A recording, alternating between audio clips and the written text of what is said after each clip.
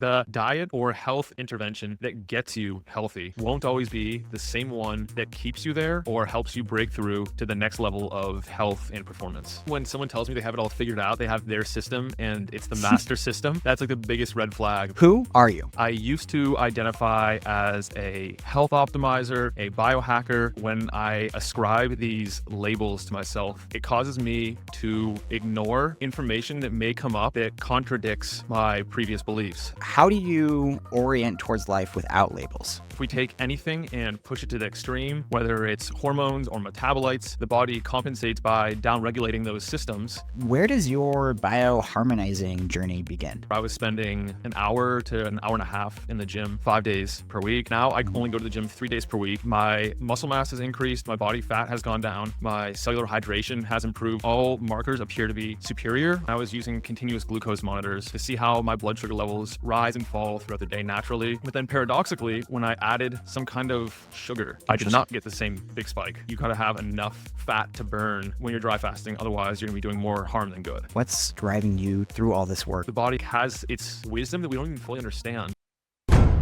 Welcome to today's episode of Getting to Know You. I'm your host, Cameron Edward Benton, on the show where we meet unique humans with unique perspectives. In today's episode, I have the great pleasure of introducing you to Nick Urban. Nick is a leading voice in the world of biohacking, or as he refers to it, bioharmonizing, and high performance.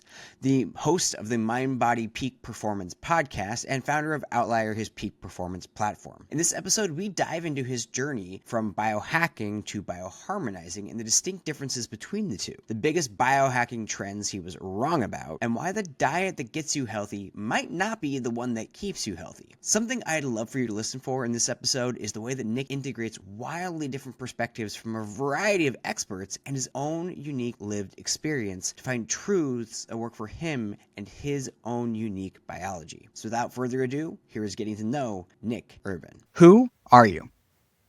That is a good question, and Cameron, it would depend on when you ask me.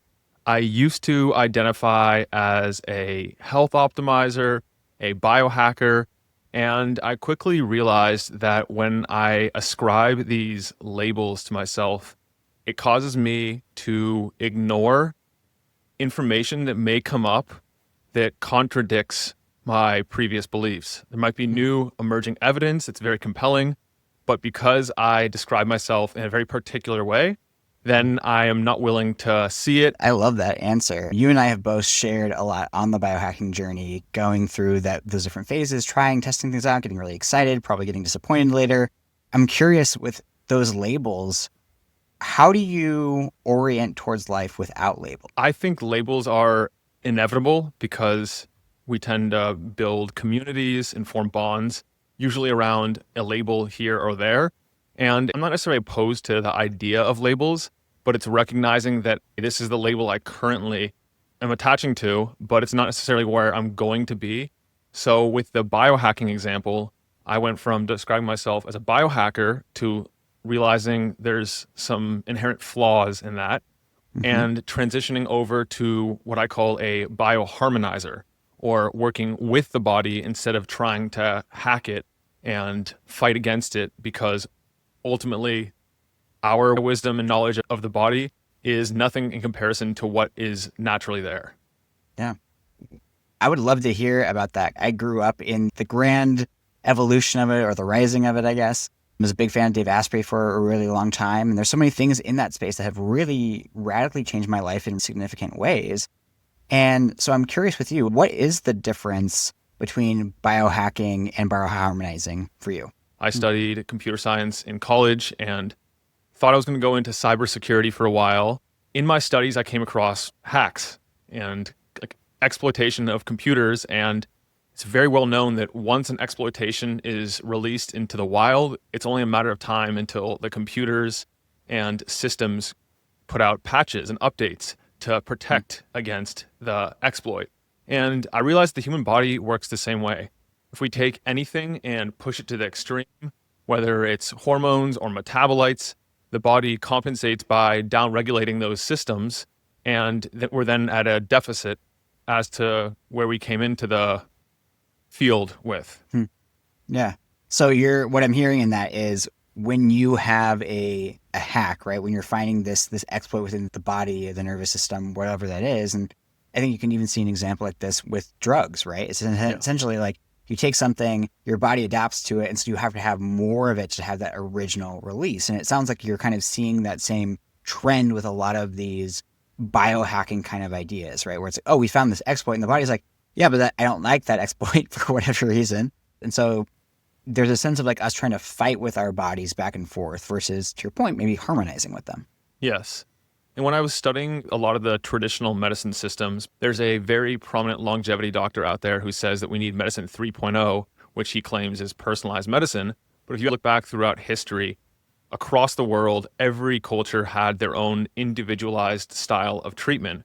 The fundamental underlying commonality between all of them is that they sought to restore balance in the body by manipulating forces, identifying what's out of balance, and then bringing that force back into balance. What makes something in balance or out of balance as far as you're concerned?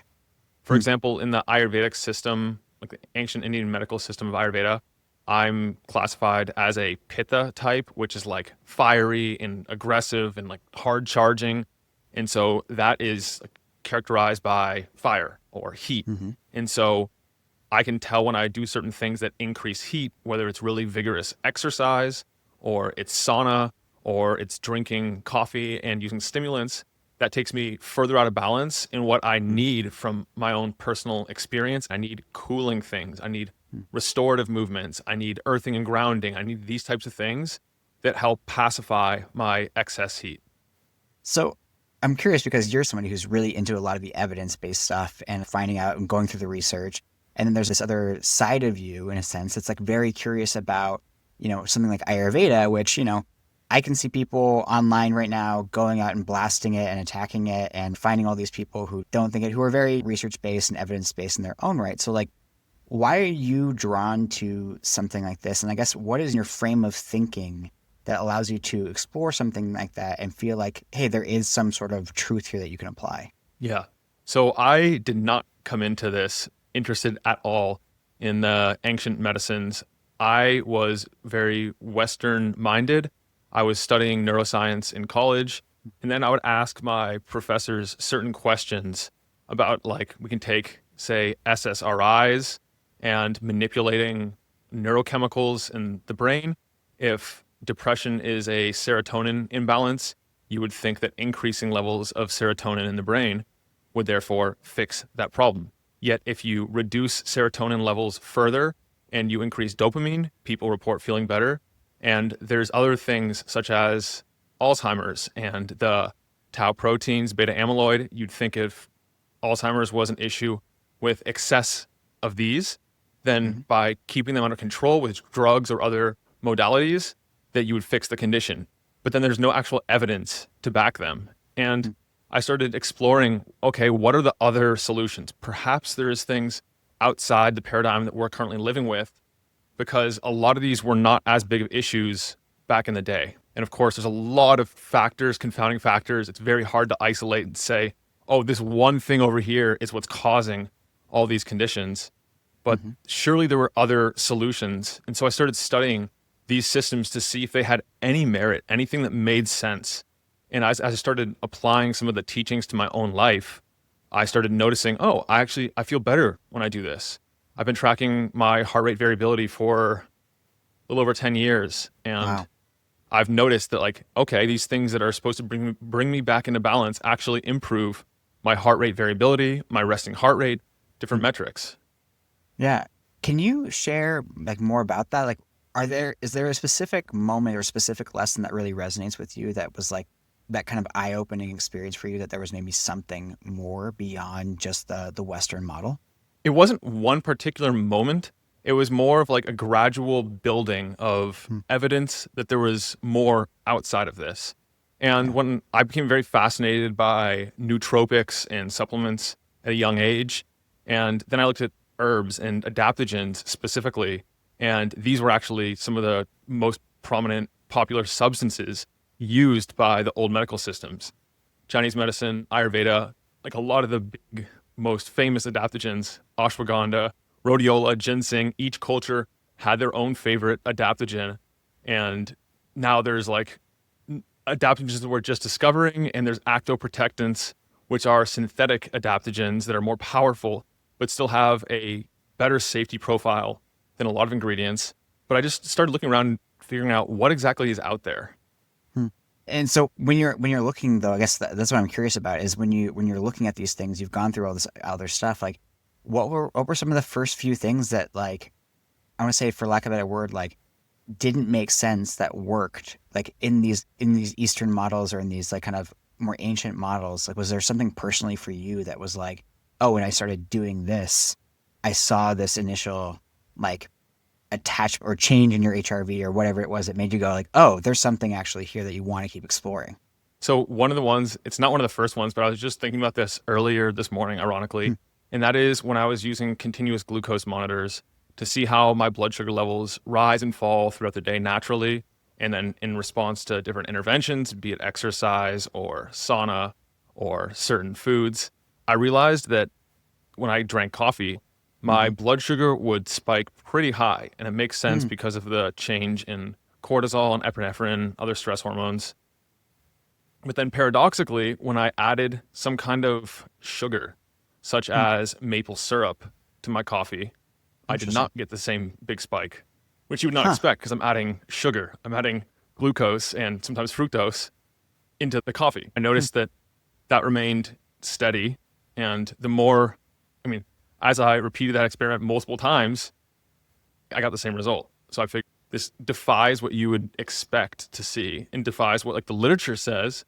But then again, there's a book called Biochemical Individuality by Roger Williams, and he goes through the entire human body. And he talks about how from one extreme human to the other, you can have a difference of like 10 to 100-fold difference in not stomach, but the stomach size. He would find some people have a stomach size this big, other people would have a stomach size 6-fold larger.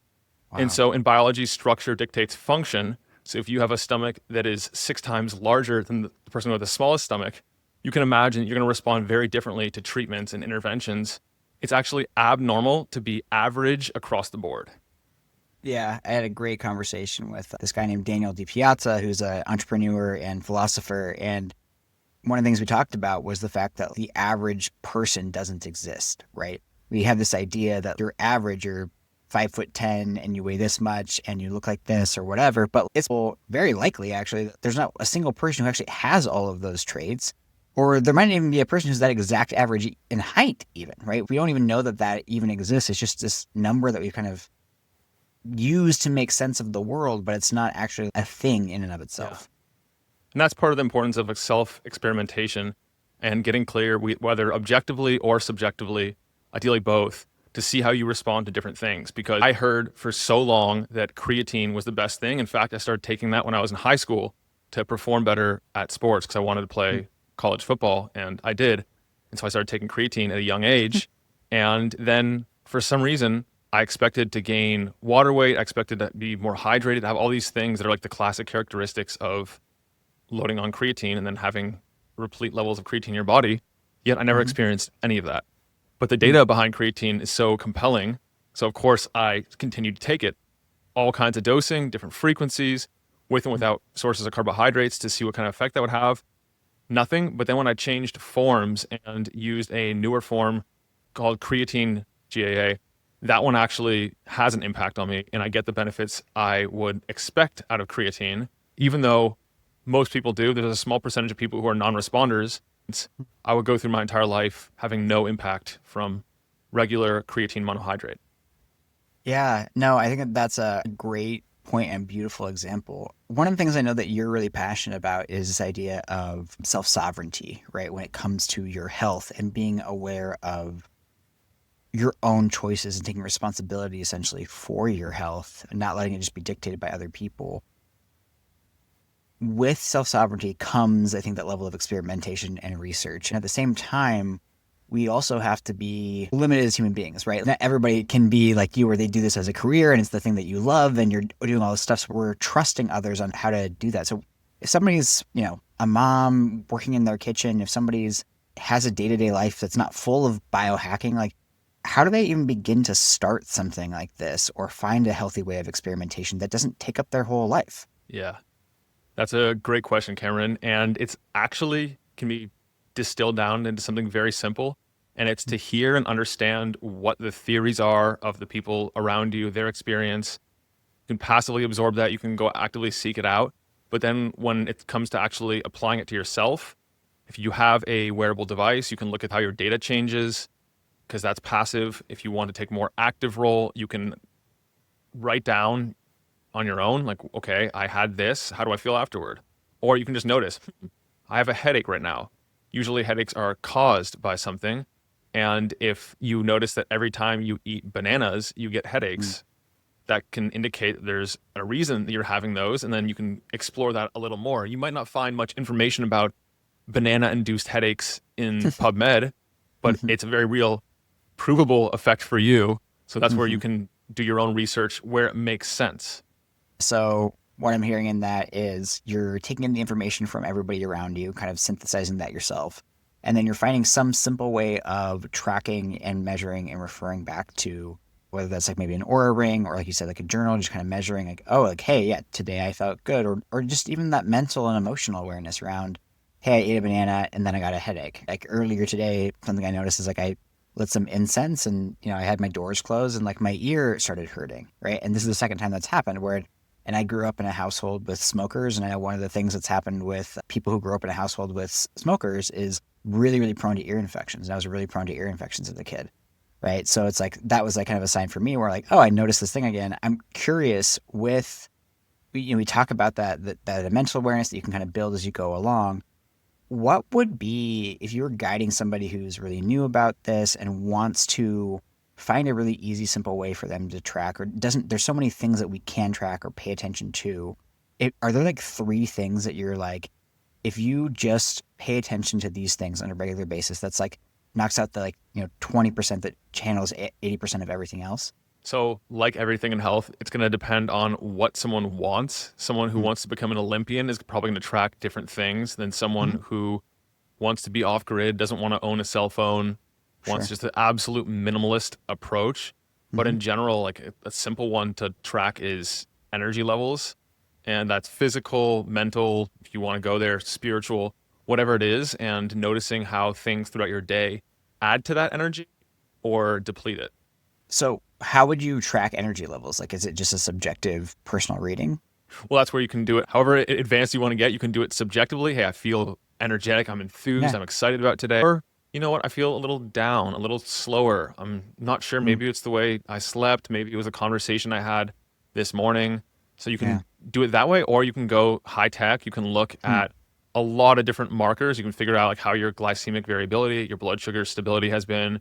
You can look at your hormone fluctuations throughout the day. You can look at the night before how low your resting heart rate got compared to average, your heart rate variability. There's a lot of different like proxies of energy you can use. Sure. What would you use if you were picking literally just like one way to measure that energy level for yourself? My favorite marker is probably either resting heart rate or heart rate variability, because both of those are very sensitive to lifestyle. And if I am depleted at all the night before, if I'm eating too late, if I'm staying up too late, if I'm looking at light beyond when I should, worst of all, bright blue light, those are the things that I'm going to notice. Got it. So the biggest things for you, resting heart rate and HRV. And for those that don't know, HRV is heart rate variability, which is the variability of your heart rate, because each time that you beat it, either is increasing or decreasing. That kind of sync up with your breath as well, I believe. That's the time between heartbeats, the delta there, how much that changes or fluctuates. Yeah, great. Well, I think this has been really great with the hacks and stuff. I'd love to dive a little bit more into you. So where does your bioharmonizing journey begin? Well, I would say my bioharmonizing journey is much more recent.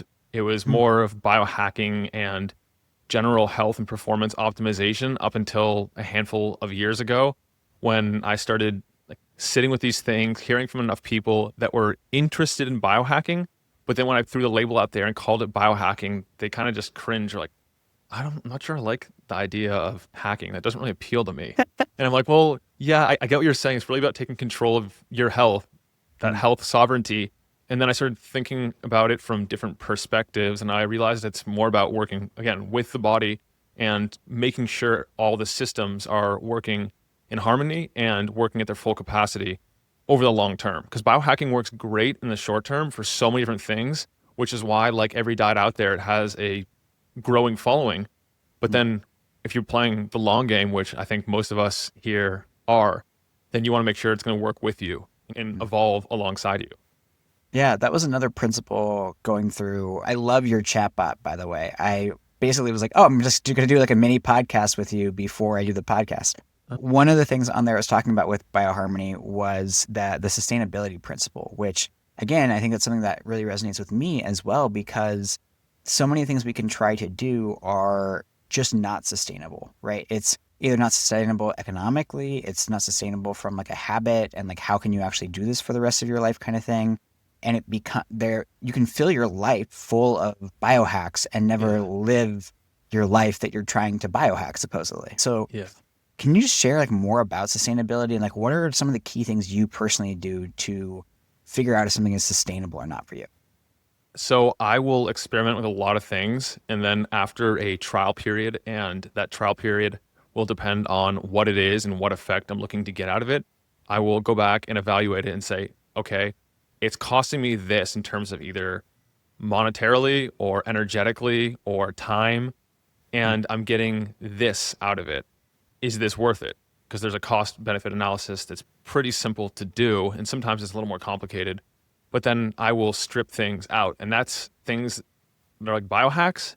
That's also podcasts I listen to, email newsletters I'm a part of, everything that diverts some of my life force or energy away from what I could be spending it on otherwise.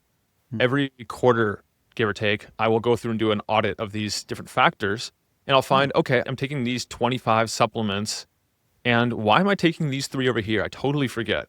And then I'll go through my notes and be like, oh, okay, for these reasons.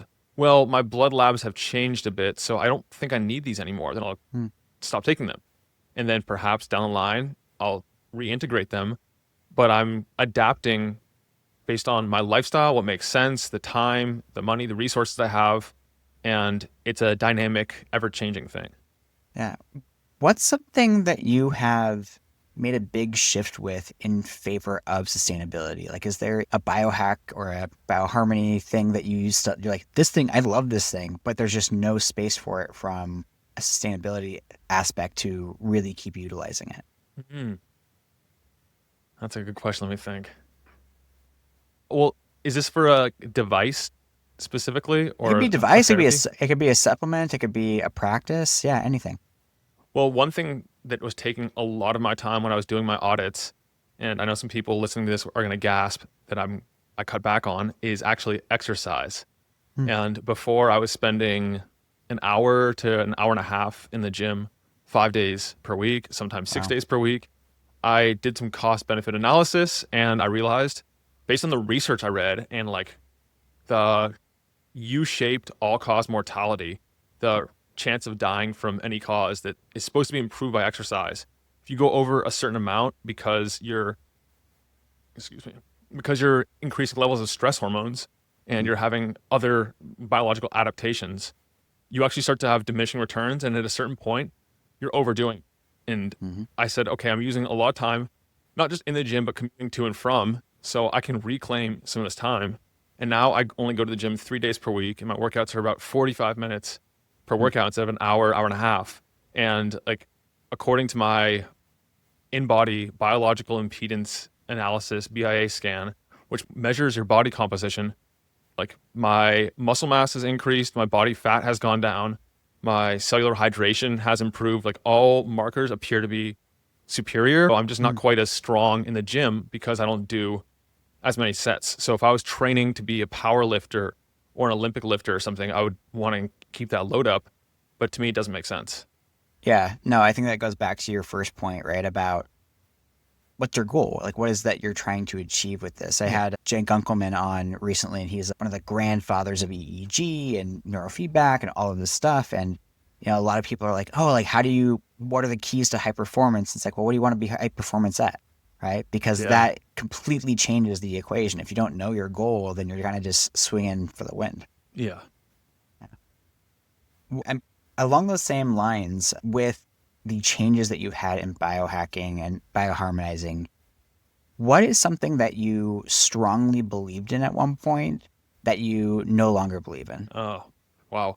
A lot of things. And I think that's part of having a flexible, malleable mind and belief system is to be able to integrate new evidence as it comes out because there's Mm, always new clinical evidence, but also case reports and personal experience. So sure. one of those things for me was fasting. I was a big faster, intermittent fasting every single day for 18 hours, only eat 6 hours a day. And then I would do a weekly 24-hour fast, and I would do a quarterly 3 to 5 day water fast. And then I once did a 7 day water fast. And I've really reduced the amount of fasting Mm, that I do these days. I still do it occasionally. And actually, ironically, I just last weekend did my first ever dry fast, which mm. is no food, no water, no liquids, no nothing Wow. for 48 hours. But then again, because of my age where I am in life Mm, and also like my current body composition, there's a guy named Dr. August Dunning, and he wrote a book called The Phoenix Protocol, which translates a lot of the Russian research on dry fasting because they've actually been using it in Russia very successfully for a long period of time. And when you dry fast, it activates completely different metabolic pathways than water fasting. So you actually better preserve your vital tissue, like your muscles, your heart, and different things like that.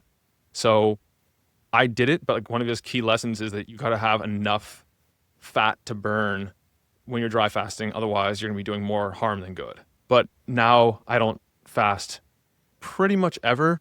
I do some intermittent fasting, but I rarely do more than, well, like 14, 16 hours. And I almost never do extended fasts. what was it about fasting that changed for you? Like, what did you believe that it was doing, and then realize for yourself or within the evidence that it was like it wasn't doing, or maybe it was causing harm?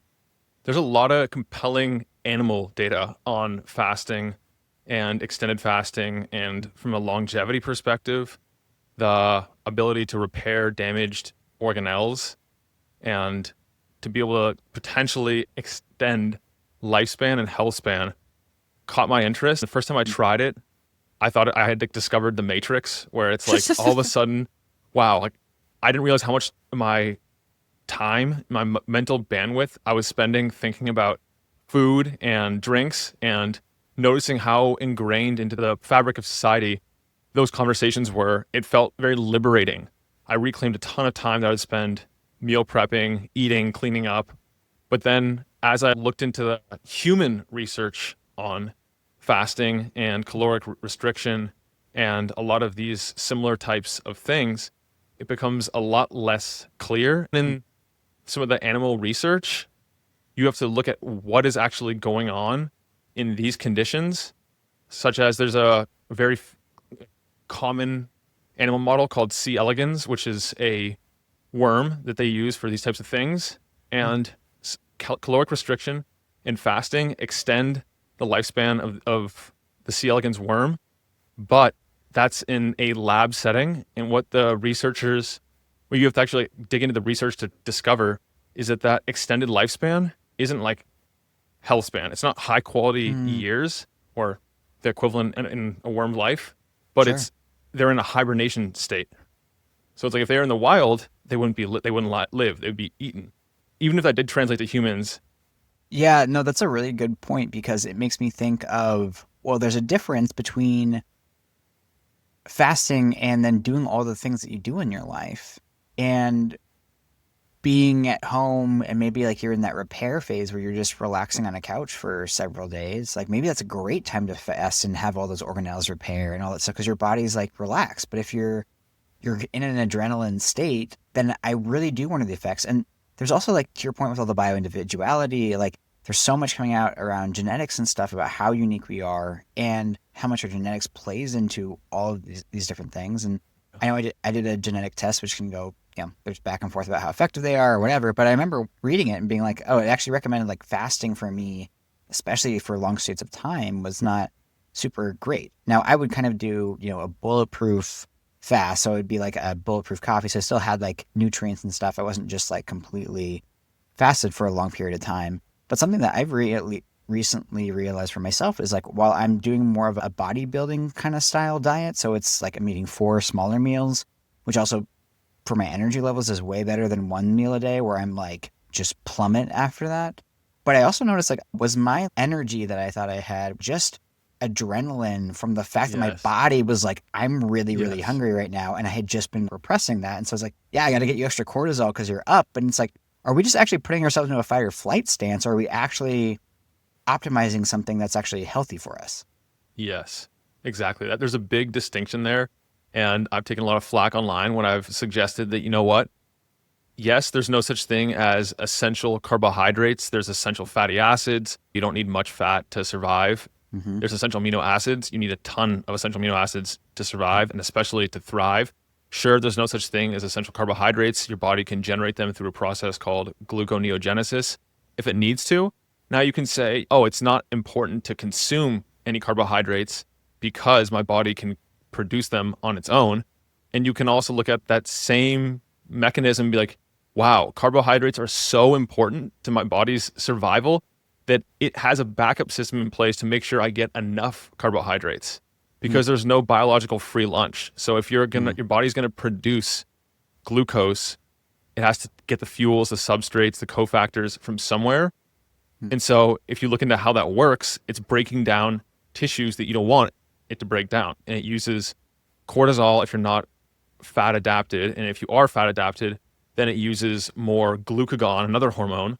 It's not as, there's different levels of stress hormones, and glucagon's not as drastic of a stress hormone, not as dangerous when it stays elevated. But then you're putting yourself in more of a stress hole.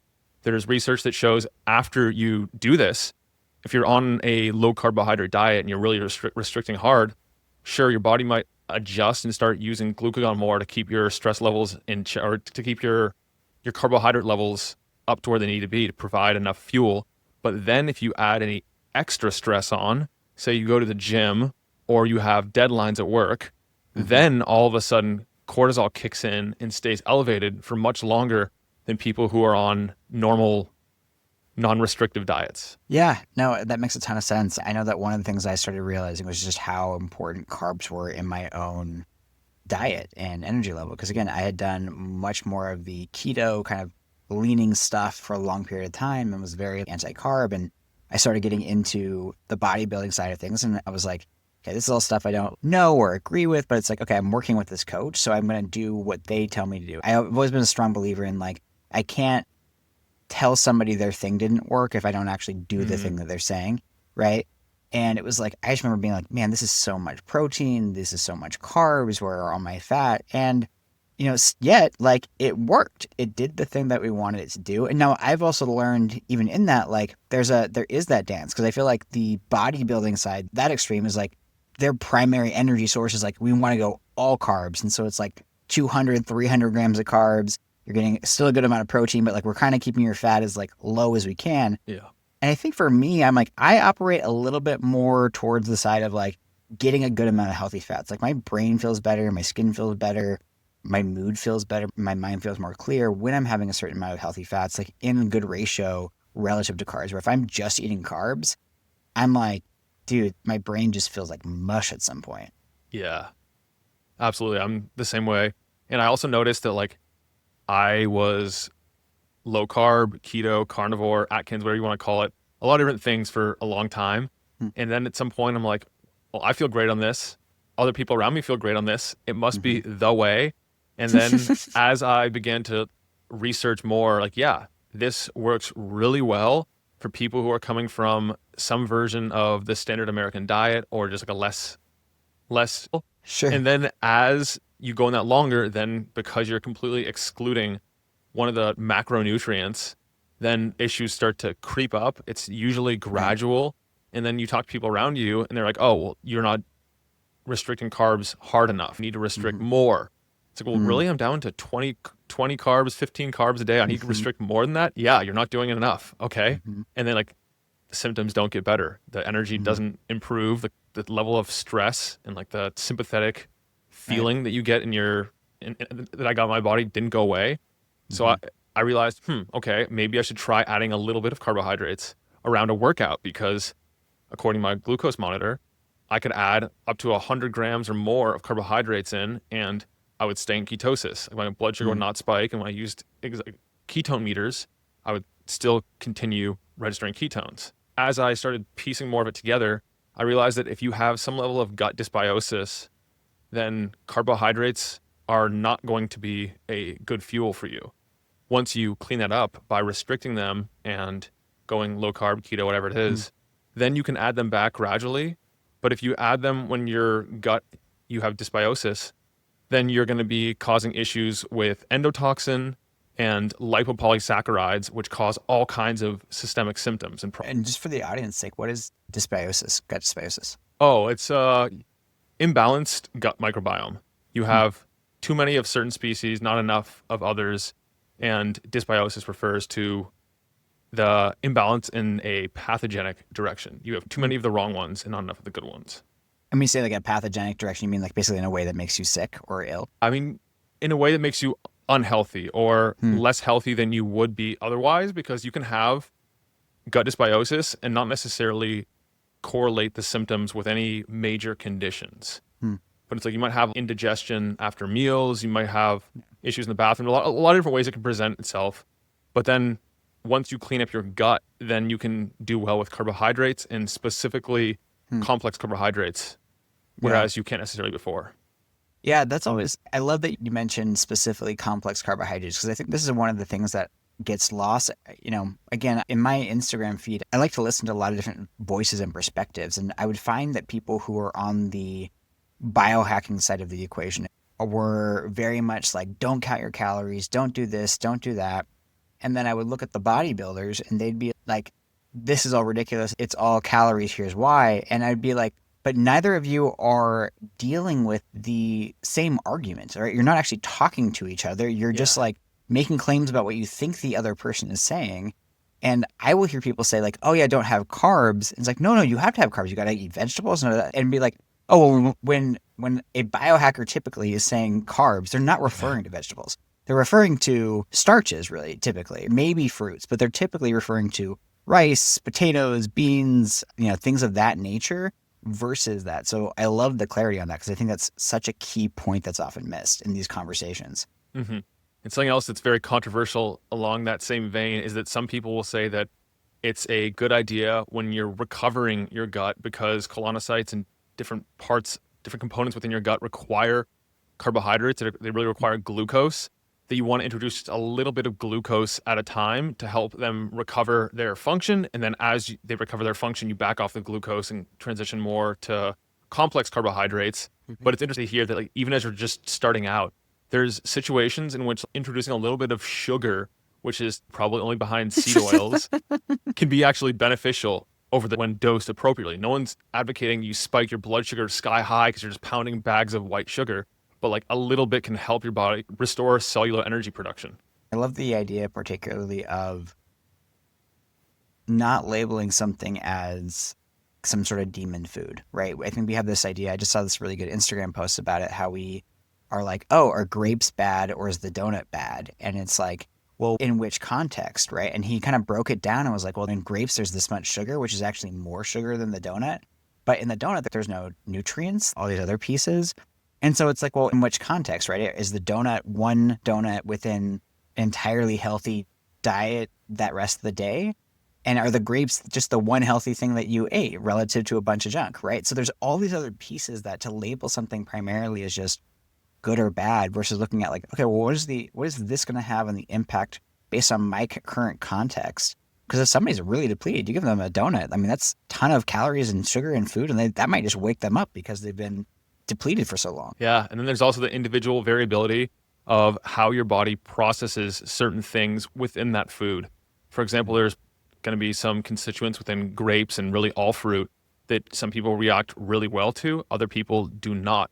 And you can use gut testing to see, okay, when I did use a test called Viome, I discovered that I'm a poor responder to green beans. But lo and behold, that would spike my blood sugar versus a small amount of ice cream. Totally paradoxical, but that would not spike my blood sugar as much. So you've mentioned blood sugar twice now. to your point, intuitively, we hear you eat sugar, your blood sugar goes up. But when you're seeing something like that, where you're like, I'm eating a vegetable and my blood sugar goes up versus I eat ice cream and my blood sugar doesn't, what do you think the blood sugar means then in that case? What is it actually telling you? In that case, since I also had the gut test, it was easier to spot. But Mm-hmm. to me, it meant that I was intolerant to the green beans. And there's a difference between food intolerance and food allergy. I'm not allergic. I don't break out into hives, have an anaphylactic response or any of that kind of stuff. But at the time, because of the composition of my gut and probably other factors, I didn't tolerate the green beans as well as the average person who would not see a spike on their blood sugar from green beans. But then the ice cream, on the other hand, like there's a lot of desserts that I don't do well with, but maybe it has to do with the minerals in it, that I'm getting more calcium, which helps balance and offsets iron, and also it has a relationship with magnesium and a bunch of other minerals. There's a combination of like sugar and fat there that when in a moderate dose, again, I'm not eating an entire tub of ice cream, did not spike my blood sugar. Yeah. You talked about just right now, like dairy, and dairy is another one of those things that is very demonized or it's highly praised, depending on, I mean, you and I both grew up in the got milk era, right? Where it was like, I drank a ton of milk growing up, and now I like look at it and I'm like, I can't believe that I ever drank milk in some ways. Although from like if you look at it from a country perspective, right? Like, honestly, it's a great fuel source for a wide swath of people that you're like, how do we get everybody fed with a good amount of base nutrients and a lot of key things? It's honestly like a great way to do that. And so I can see the pros and cons. And then there's the other part of it for me, though, where I do wonder how much of that like bio individuality, in a sense, right? We talked about genetics, is like connected to our body's ancient wisdom, in a sense. And you've talked about on yours, like a lot of what your thing is like bringing technology, like current understanding, with that like ancient wisdom.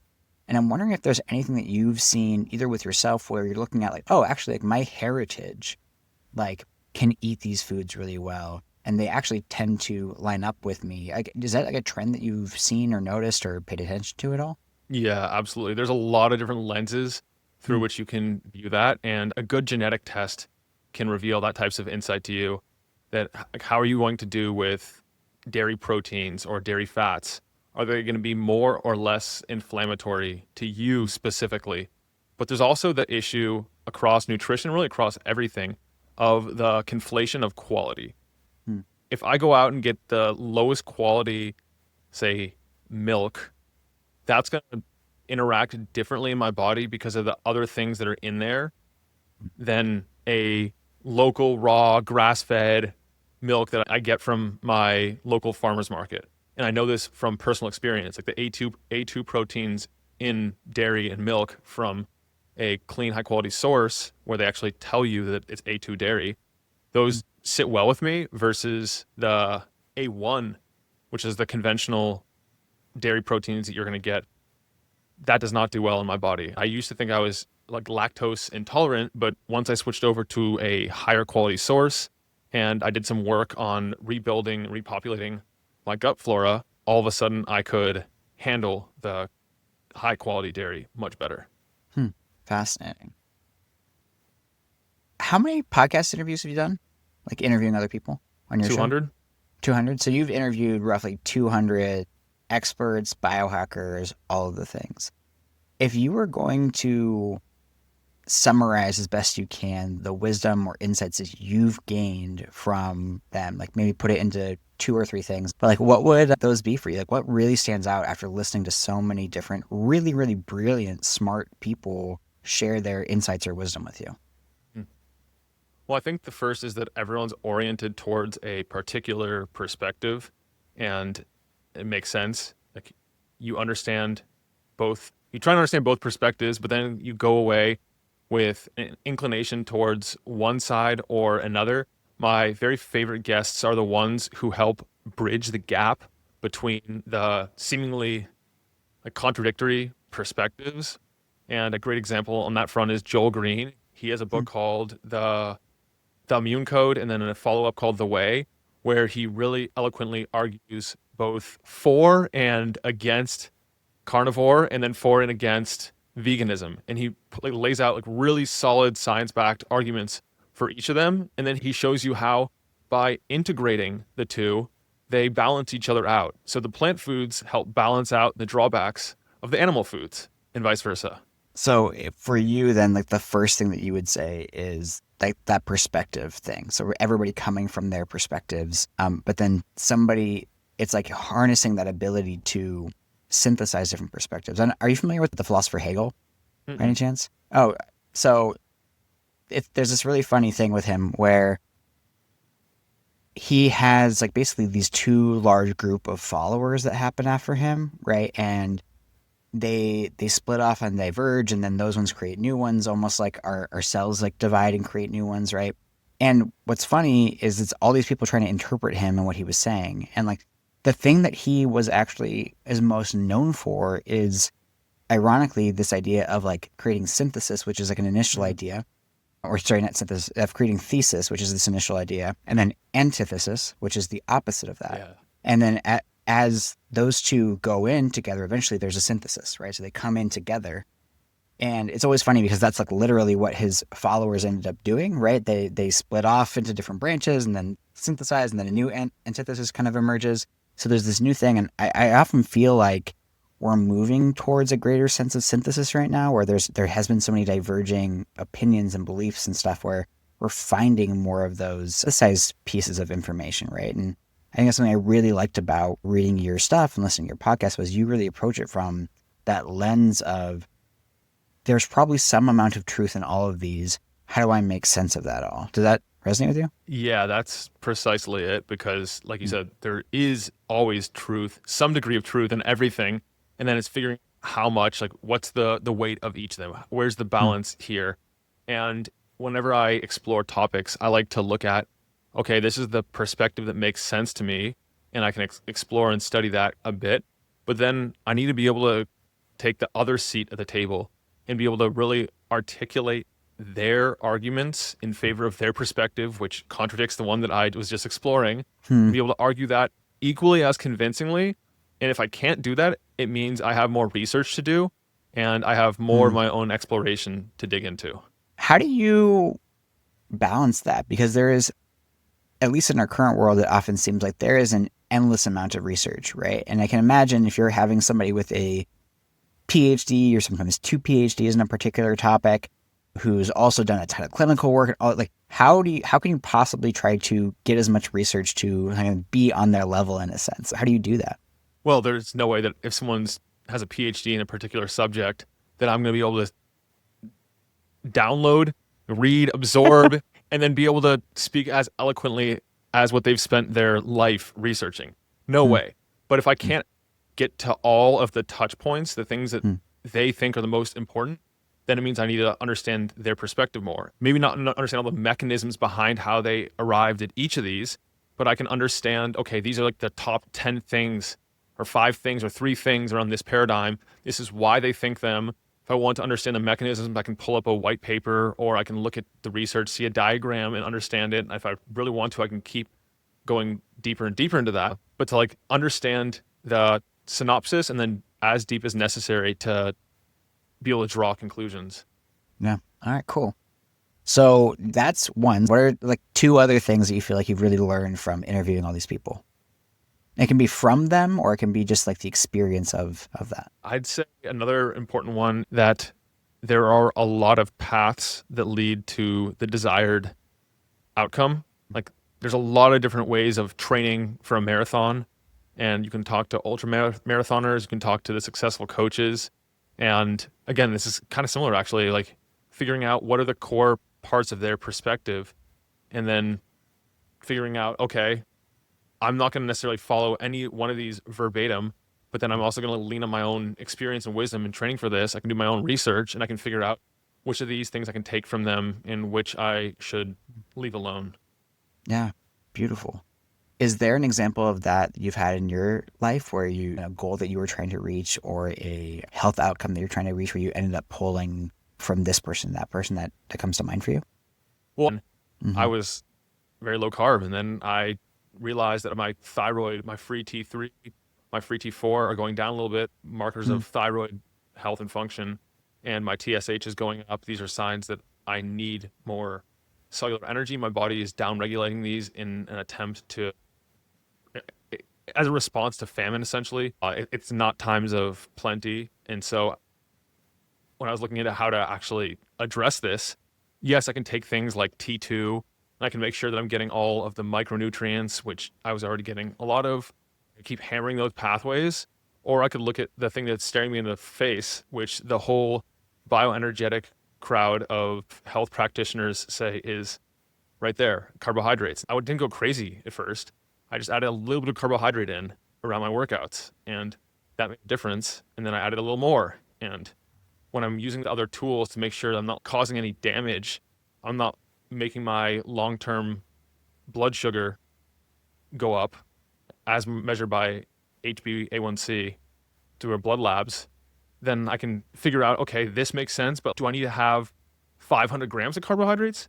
No, I don't think so. I don't feel great when I do that. So I back it off and found what worked at that stage. And then as I progress, if I alter my training block significantly, then I can add more carbohydrates or reduce carbohydrates. Yeah. And something I noticed in what you said there and has been a theme throughout this is it seems like despite all of the science that is out there or the data or the tracker, it sounds like the thing that you ultimately have found you lean on the most is how you feel, right? Because even then you're like, okay, well, it says to eat 500 grams of carbs, but like that's not making me feel good.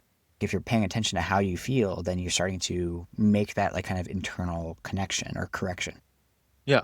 Because I discovered at a young age that like the science around certain things can be super compelling, like the creatine example, but it doesn't mean it's going to apply to me. And there's also a difference between researchers and scientists and technicians.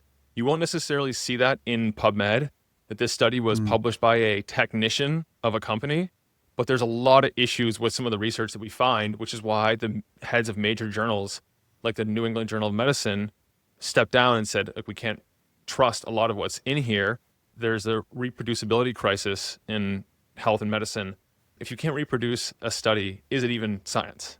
That's part of the challenge. I know even with data as a whole, you get headlines and money if you have a breakthrough study showing something positive, but you don't get a reward for duplicating studies and you don't get a reward for showing that something didn't work. There's tons of studies that show us things that don't work, but none of those catch headlines because they're boring. That feedback about what didn't work was incredibly valuable. We just never heard about it. Yeah. And a lot of times when companies sponsor trials, they will see the results. And if it's not compelling, unless they pre-register it, which is an emerging practice, but it's still not widely adopted, they don't have to publish the results. They can just keep them themselves and just say, we're discontinuing this study. Let's focus our efforts elsewhere. And then you don't actually see the negative findings or the side effects or things that aren't quite as favorable. What would be like your third thing you feel like you've learned from interviewing 200 plus people? It's not an issue of lack of knowledge around a lot of the things. Like where you get caught up with the latest, fanciest biohacks, the new trending technologies. And when we look into the research, it can be compelling. But then when you revisit the fundamentals, it's like, okay, well, there's a lot more research on the impact of sleep, stress reduction, movement, proper breathing, light exposure, circadian rhythm health, all these things that we all intuitively know, but choose a biohack, a fancy modality instead of. And if it was just a lack of knowledge, that'd be one thing. But at this day and age, we all know it from social media, from podcasts, from interviews, from in-person events. And the disconnect between the knowledge and the implementation is usually created by belief systems or lack of clarity around values.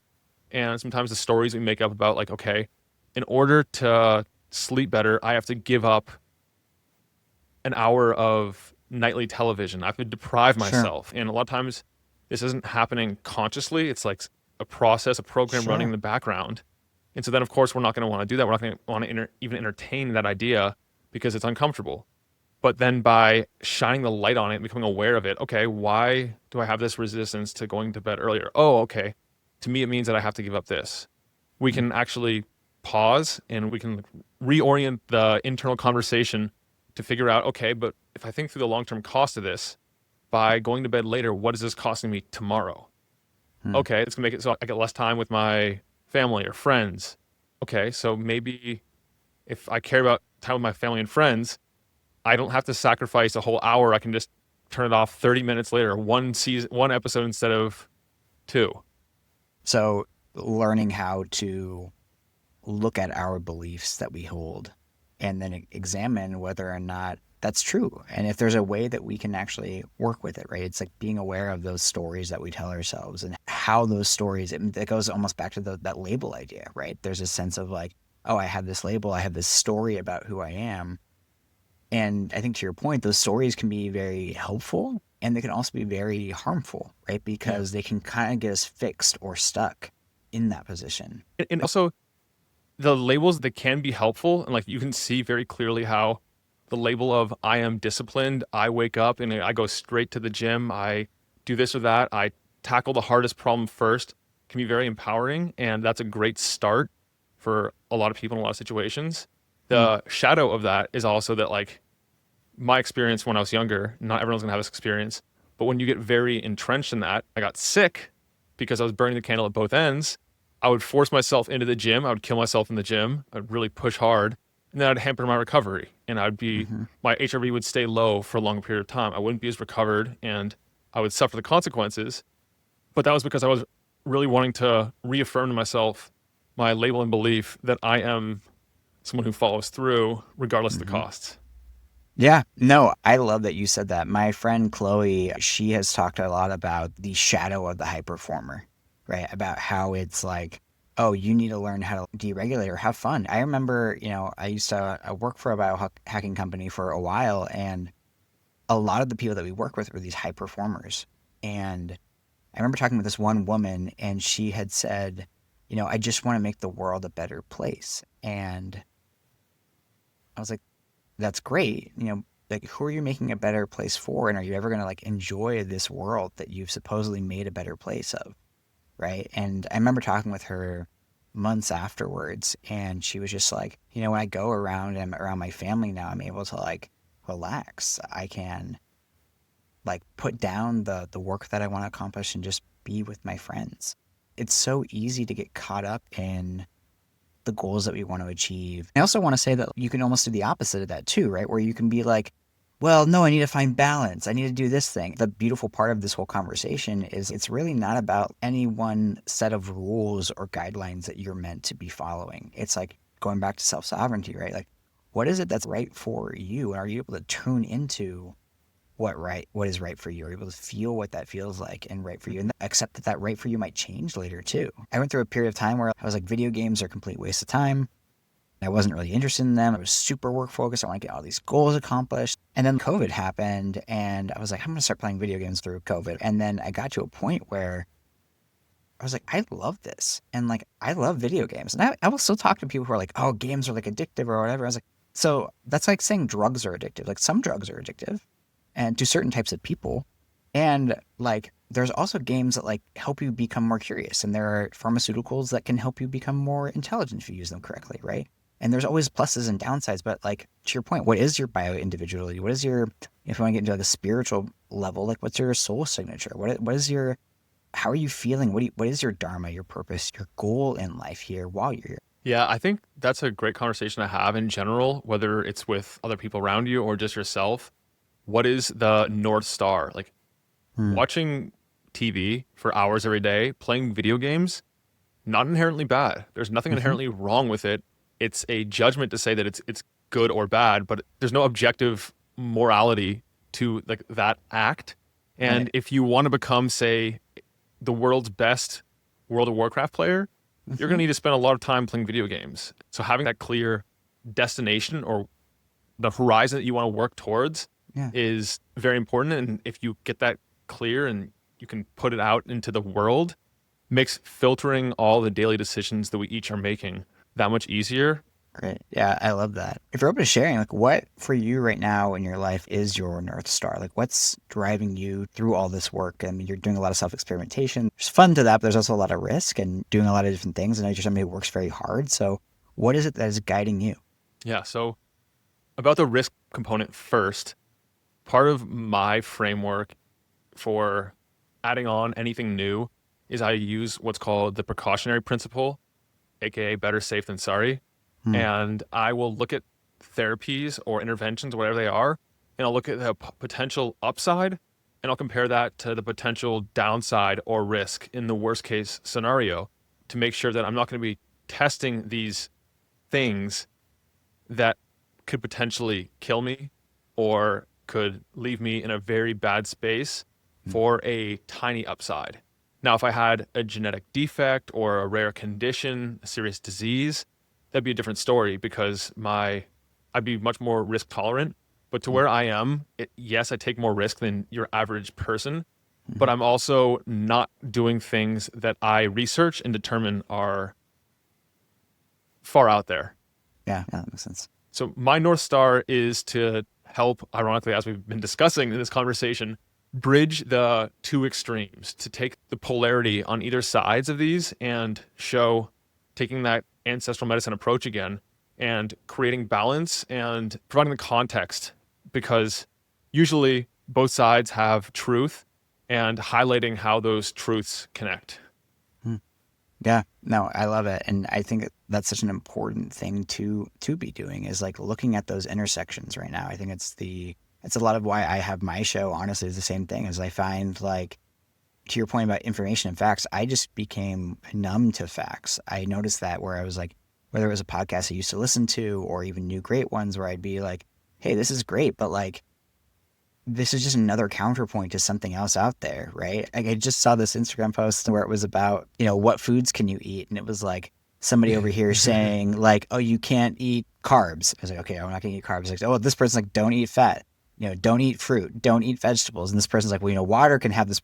And it was like, by the end of it, if you just listen to these voices, you can't do anything. And like, I found that what's really valuable for me is to listen to somebody's story and how that informs the way that they think about something, right? So you have all these different experts, right? And like, if you find out more about their story, you start to realize that even if they're like, oh, this is all objective, it's interesting because you had some sort of life-changing story somewhere along that line that's usually connected to this in some way that has impacted your thinking. And I think one of the biggest harms we often do is to think of ourselves ever as objective, right? Because everything is coming through some sort of a subjective filter that is my experience. And there's no way for me to do anything about that. I have to accept that as a fundamental flaw and benefit.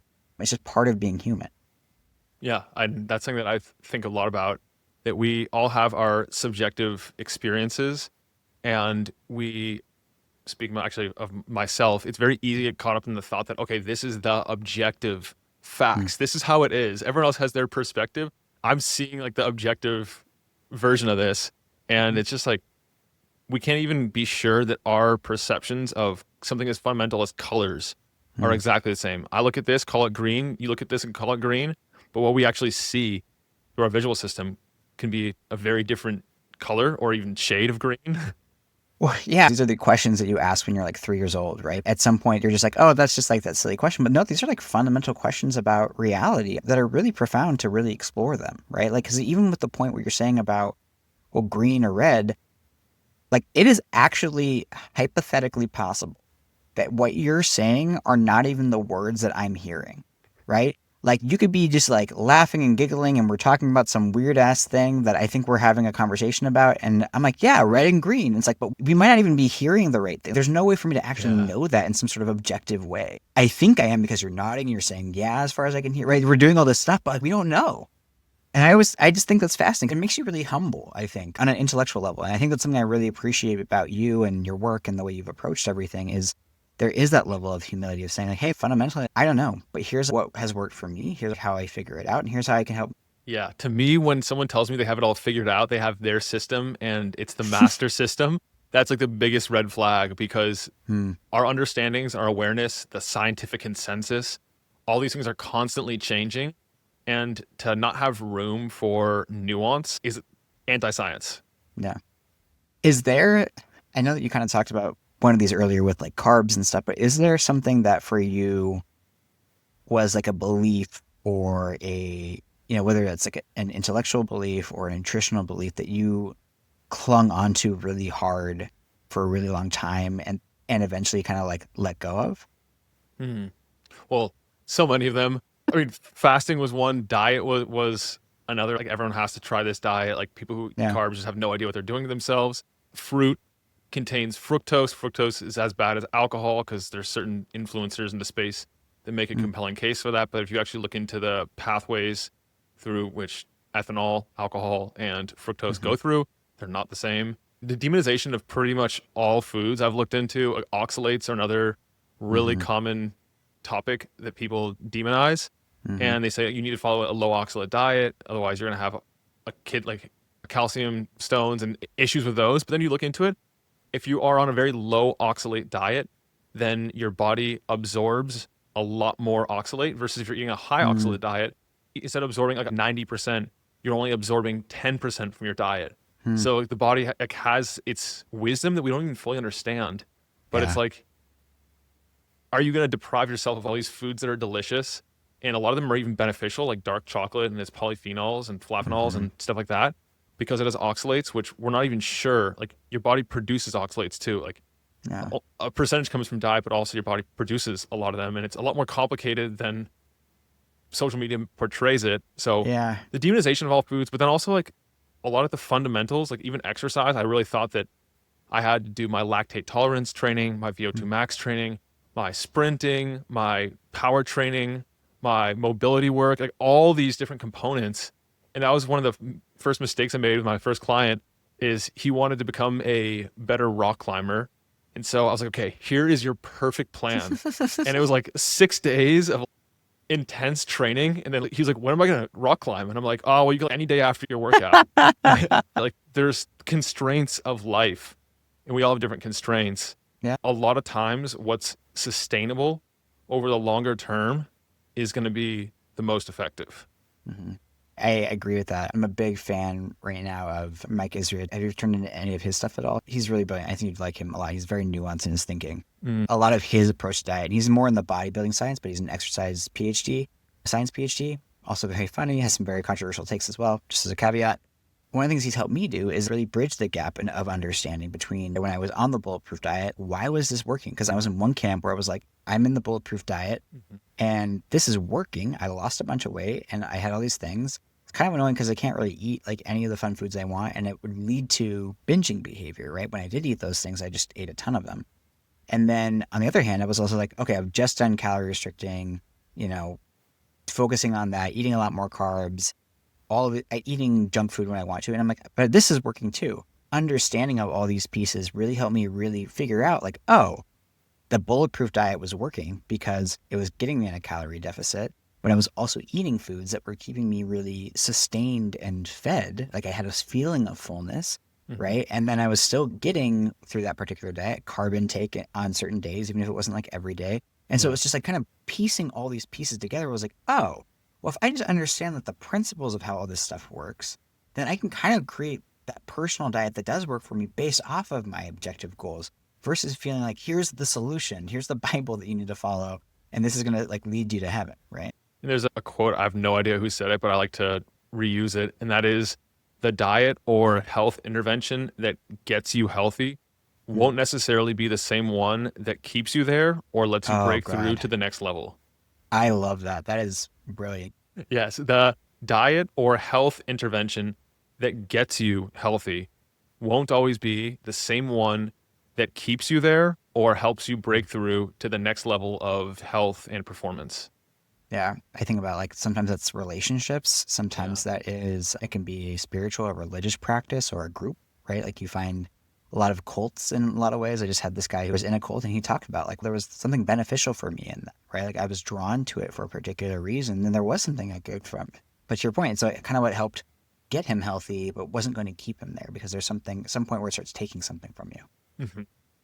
You can also use that practice throughout your day to notice the things that upset you, that trigger you, because you can have two people looking at the exact same situation, and one person will be wildly triggered and feel terrible and stressed out about a situation. The other person would be not affected, not offended at all, and to trace back that trigger and figure out where it's coming from, because like the biological responses that happen within us as a response to what's going on externally gives us a clue of somewhere that we can focus on, we can work on, and then we can heal so that the future situations don't cause the same level of trigger. Yeah, I love that.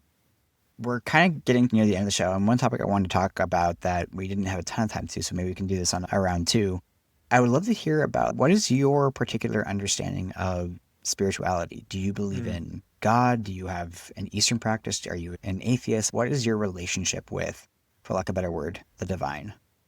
Yeah, that is a whole rabbit hole in itself, and it also depends on what you mean by God. I was just having this conversation with a friend the other day when they asked me if I believe in God, and my answer is that I believe in a force larger than humans, a connecting force. And my definition of spirituality is the progressive connecting to a larger whole. You can call that prana, the one, Tao, source, consciousness, God. I don't really care what the label is to me, but I do view that there is a larger force connecting all material and non-material realms. Yeah. Well, and as somebody who is evidence-based, what is some of the evidence that you've had or experienced in your own life that's made you come to that conclusion? There's a lot out there. A lot of the work of the Global Coherence Project, I think it's called, and HeartMath, and Dr. Joe Dispenza and Dr. Dawson Church, they write about these and the experiments and phenomenons like remote viewing and things like that seem to defy our understanding, our current understanding of Newtonian physics. As you look at the near-death experiences and people that show by all medical instrumentation that they have passed, they no longer have brainwaves, they no longer have a heartbeat, none of these things. But then when they are revived somehow, they come back and they can recount exactly what's going on in the room around them when they were supposedly pronounced dead. And there's so many instances of these types of things that we probably will not understand solely through the material realm. When you say solely the material realm, could you clarify about what you mean that? Like, what is the material realm and what would be the immaterial realm in that case? Yes. So the material realm is going to be all things that you can, I guess, see. You can see through the naked eye, with the senses, perhaps with a device. There's also the electromagnetic devices and things that you can use to there's a device called Squid. I think the Russians use to help visualize the aura or the electromagnetic field put out by the body. And so that's bridging the non-physical. To me, I divide it into the material realm, which is the things around us we can see with our senses, and the other things, the etheric things that are less easily defined because we simply can't perceive them with our naked senses.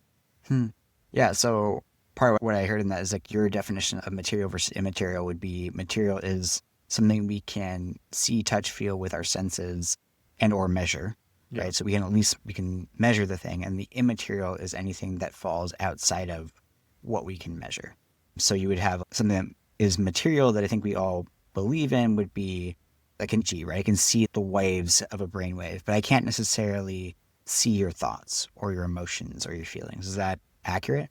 Yeah. I mean, now that's the case, and perhaps in the future you will be able to, but to me, the material is the things that we can see mainly with our senses. The immaterial is the things that we can't see with our senses per se.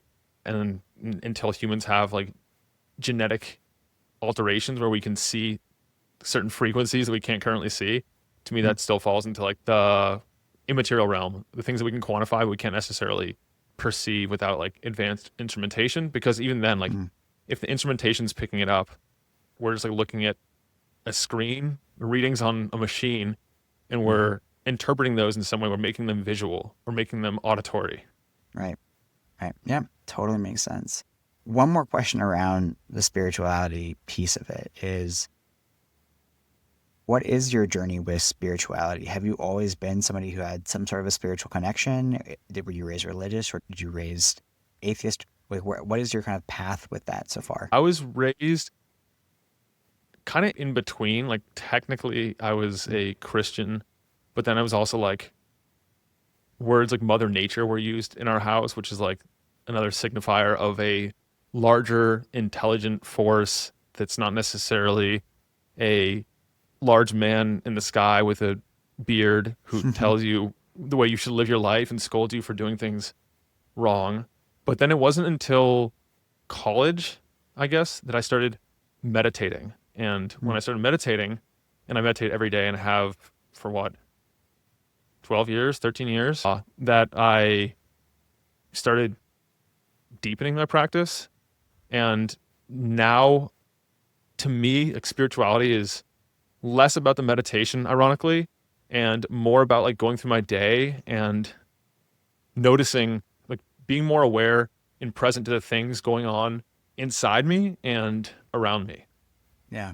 No, I think that's really well said. I think one of the things that anyone who's done meditation for a good amount of time, right, is they realize that there's a meditation practice, which is the cushion.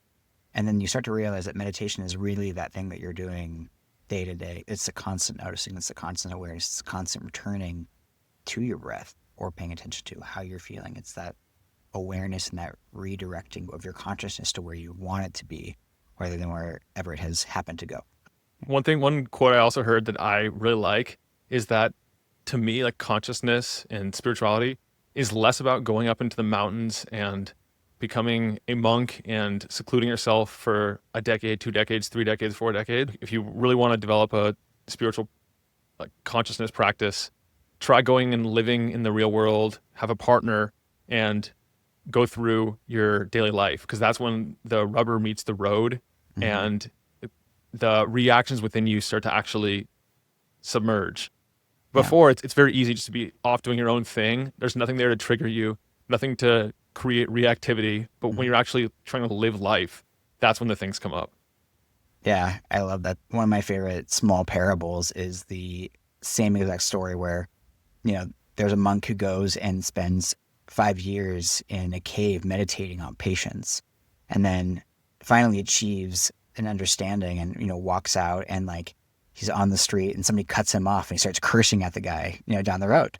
And I love that story because it's just this sense of like, hey, like what you do in the cave is one thing, but like you got to bring it out into reality because there's a different level of that experience out here. You have to actually live and deal with those triggers as they come up. Yeah. And we can take this full circle and we can apply that to health and wellness. It's one thing to read the theories, the studies. It's another to actually try implementing them for yourself where safe and appropriate. And of course, not medical advice, check with your health practitioner first. But then it's another to actually experience it and say, okay, this does work for me given the right circumstances, the right time. And this also over here does not work for me. Well, Nick, one final question I always end my podcast with is, what's one question that you would have for the audience that might shift their perspective or have them think about something in a different way? What is your North Star? What is it that is a big enough dream that inspires you to act towards that consistently on a daily basis, and that makes filtering all your decisions through that lens easier and more effective? Because as one of my mentors, Paul Chek, says, if you have a dream big enough, you don't need a crisis. Love that. Love that, Nick. This has been a fantastic conversation. Anything you want to send people to? Where can people follow you if they want to do that? You can find my work on Nick Urban, NickUrban.me. I run a podcast called the Mind Body Peak Performance Podcast, soon to be rebranded to the High Performance Longevity Podcast.